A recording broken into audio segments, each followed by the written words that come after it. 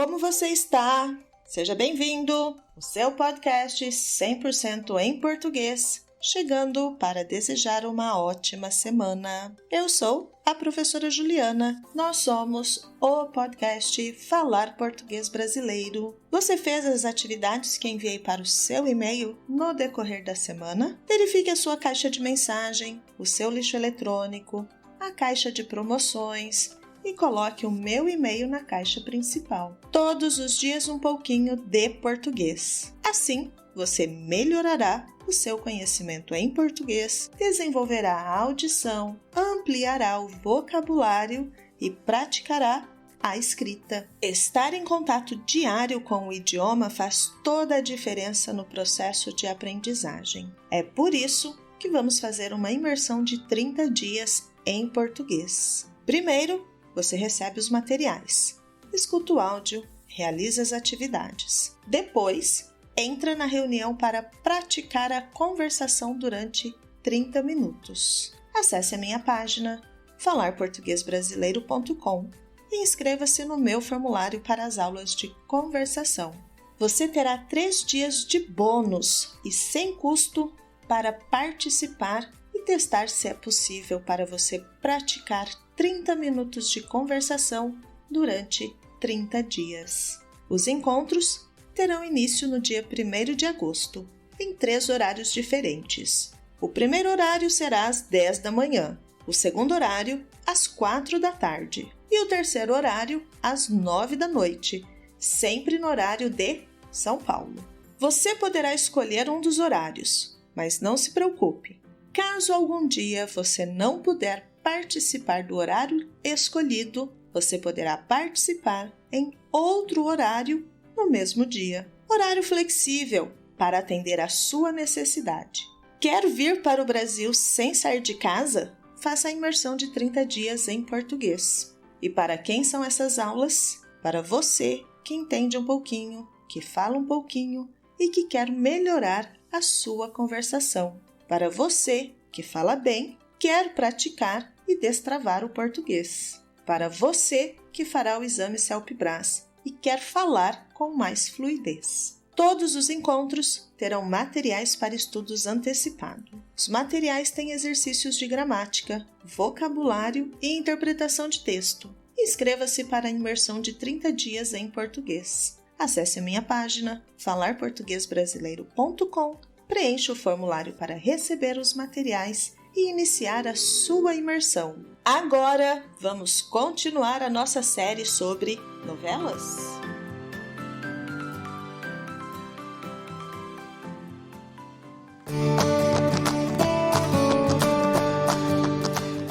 No episódio passado, eu falei sobre as 5 novelas brasileiras mais famosas e falei sobre as minhas impressões sobre as novelas. Neste episódio, vou falar sobre a novela que está sendo transmitida neste momento aqui no Brasil e que está deixando os brasileiros na frente da TV, sem piscar, todas as noites, após o jornal local. Você precisa saber que Pantanal é o nome de uma área de preservação ambiental existente no Brasil. Está localizado na região centro-oeste, nos estados de Mato Grosso e Mato Grosso do Sul, aqui no meu estado, além de poder ser encontrado no Paraguai e na Bolívia. Quando se fala da fauna brasileira, é um lugar extremamente rico por abrigar grande parte dos animais existentes no Brasil. Também a preservação ambiental é alta, mas poderia ser melhor, assim como a floresta amazônica. A novela, com o mesmo nome do bioma, Pantanal, mostra muito bem o ambiente e a cultura local. No entanto, não é uma novela inédita. A primeira versão da novela Pantanal foi exibida pela Rede Manchete em 1990.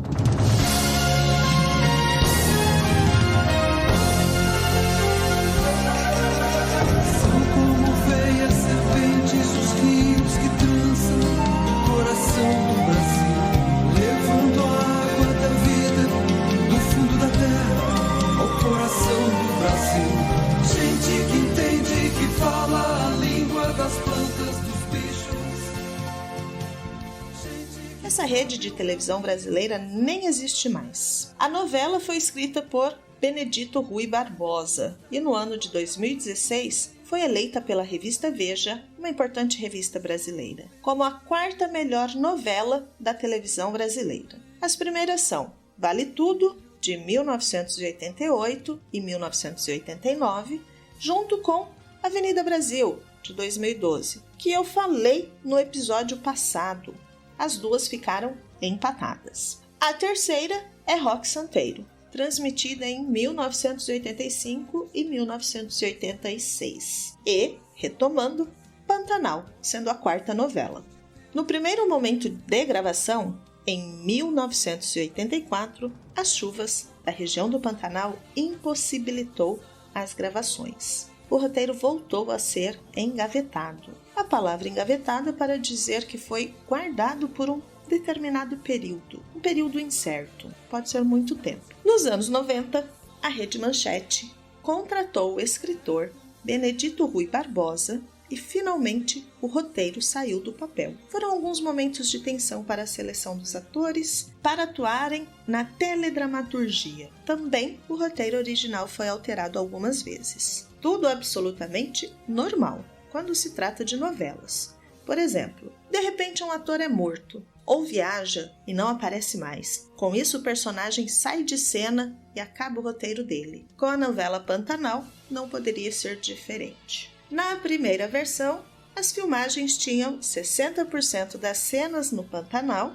e 40% entre São Paulo e Rio de Janeiro. Na situação de morte ou saída do autor da novela, sair de cena, as piranhas eram bem utilizadas. A piranha é um tipo de peixe que vive em grupo, em águas doces, aqui nos rios da América do Sul, e se alimentam de carne. São peixes carnívoros. Quando um cardume de piranha ataca um animal, dizem que não sobra nada, nem os ossos para contar a história. Eu não entro em rios que abrigam as piranhas. Muito cuidado com elas. Outros animais que aparecem na novela para mostrar a fauna pantaneira são sucuris, um tipo de cobra, jacarés, muitas aves e a onça pintada. A onça pintada é o grande mistério da novela, pois a personagem Maria e a sua filha Juma Marruá possuem o poder de se metamorfosearem em onça quando sentem-se de alguma forma ameaçadas. A Rede Globo de televisão possui os direitos sobre a novela Pantanal desde 2006. Neste ano de 2022, iniciaram as adaptações para as gravações. O cenário pantaneiro é o mesmo da versão original e alteraram alguns personagens. Vamos para o enredo?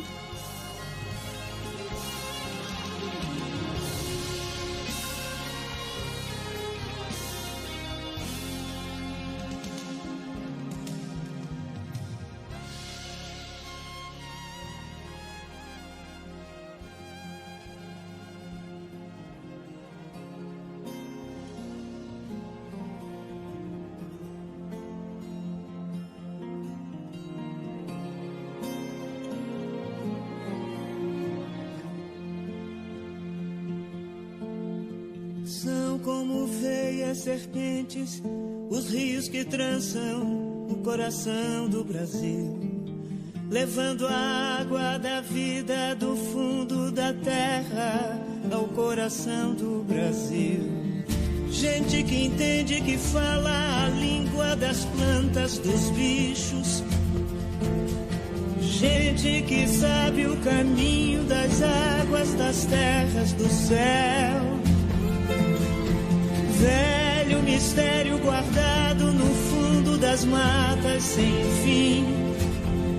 Tesouro perdido de nós, distante do bem e do mal, filho do Pantanal.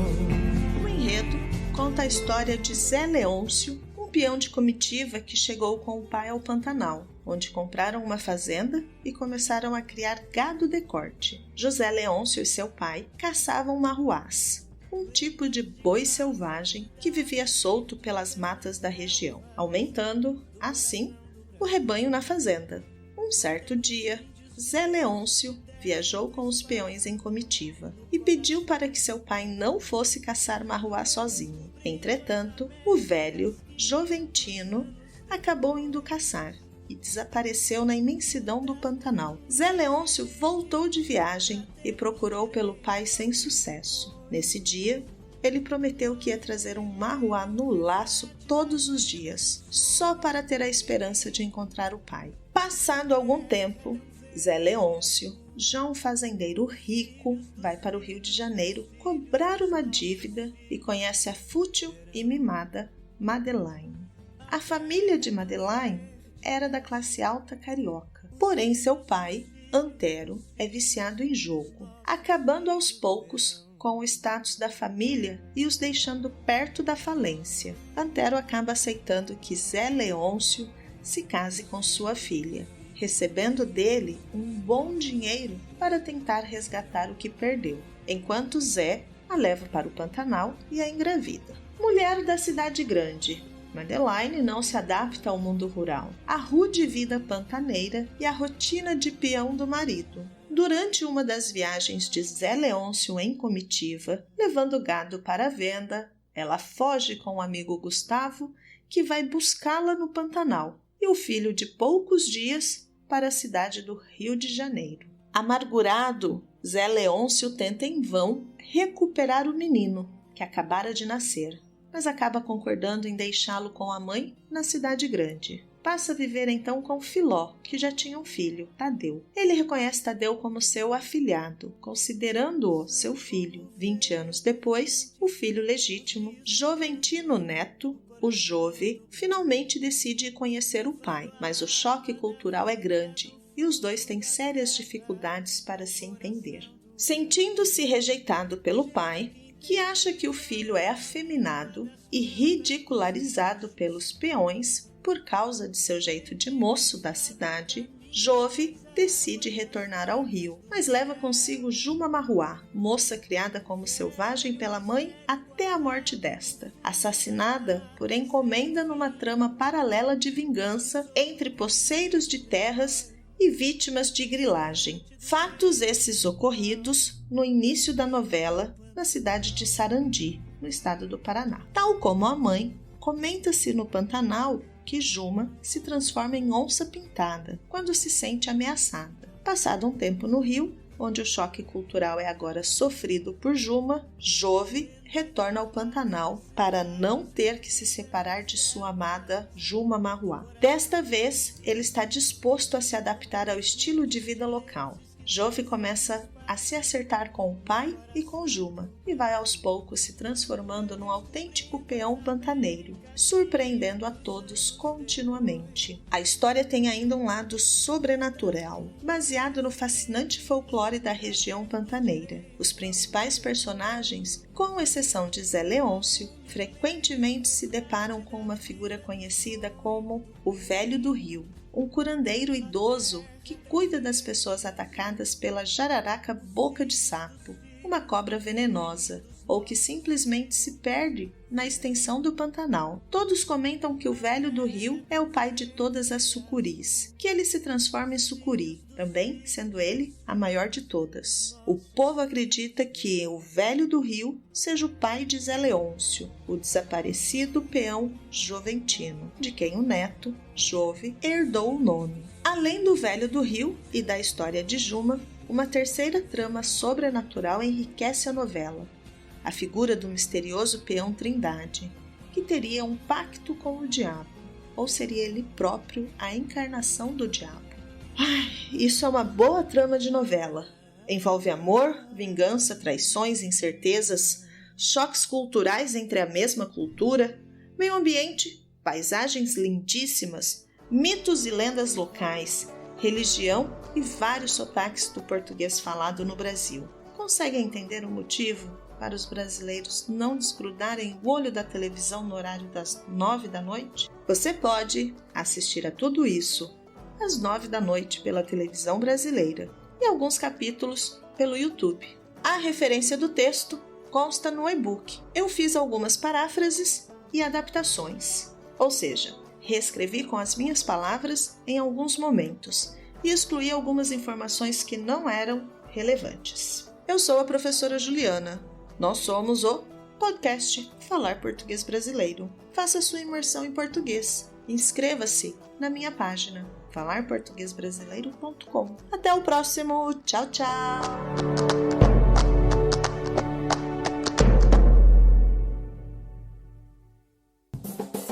Este podcast foi editado por Rabon Produções e Multimídia.